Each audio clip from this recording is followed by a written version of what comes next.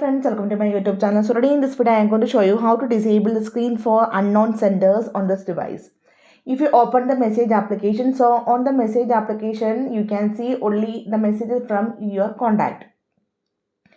So if you want to view the messages from the unknown numbers, then open the message application. Now tap on the three horizontal lines on the top right side. Tap on the option unknown senders. So here you can see all the messages from the unknown senders.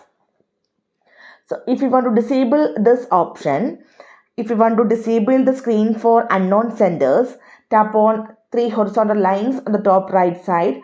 Tap on message filtering. Here you can see the option screen unknown senders. Now this is enabled.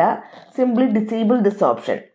Now again open the message application. Now you can see this all the messages are in a single page. So simply in this way we can disable the screen for unknown senders on this device. So hope you guys enjoy this video. Thank you for watching. Thank you. Bye bye.